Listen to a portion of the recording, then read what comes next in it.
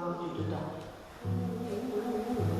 En devenant séparés et en étant manipulés comme des objets, nous perdons le sens de notre propre valeur. Notre confiance dans notre existence et acquiesçons à notre propre exploitation. Entre sorcières, fées, performances et féminaires, nous vous invitons à plonger au cœur de l'univers écoféministe. Du 17 au 19 septembre 2020 avait lieu à Toulouse le festival Sauvageonne, organisé par la compagnie Nanaki. Elle reconnaît ce que les chamans et les sorcières ont toujours. Qu'est-ce que vous évoque le titre Sauvageonne ? Ça m'évoque de la liberté, de la féminité.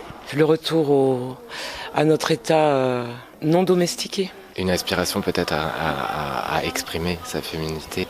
Si vous pouviez nous donner votre définition de l'écoféminisme, quelle serait-elle ? Ce qui va caractériser une lutte ou un collectif ou une pensée comme écoféministe, c'est de partir de la conviction qu'il existe des liens indissociables et des interconnexions vraiment profondes et intimes entre la domination des femmes et la domination de la nature. Mais les formes différentes de la même chose. Entre deux ateliers, conférences ou projections de films, nous pouvions déambuler entre les livres de la librairie alternative toulousaine Terra Nova et les œuvres de multiples artistes engagés. Alors c'est une librairie qui est en centre-ville de Toulouse où on défend pas mal de thèmes qui nous paraissent importants. Donc le féminisme, la question raciale, les questions de domination policière essentiellement.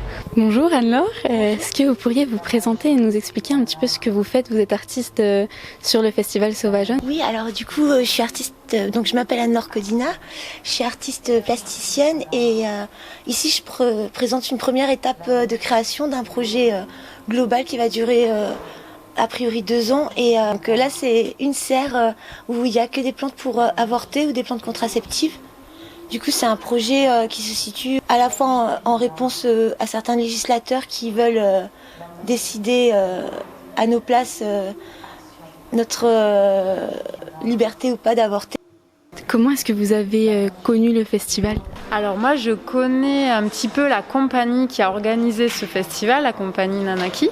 C'est une amie qui est tombée dessus sur internet. Moi, je connais très bien une des organisatrices du festival. Donc, Le Covid, ça vous a pas un petit peu rebuté à l'idée de venir ? Ça m'effraie pas plus que ça et je trouve que c'est important de soutenir la culture. Le Covid, non. Il y a un moment donné où il fait partie de la vie actuelle alors qu'on en pense qu'on en veuille. J'ai décidé que ce serait pas une barrière. non, clairement non. Initialement prévu en mars, le festival a dû être reporté pour cause du Covid-19.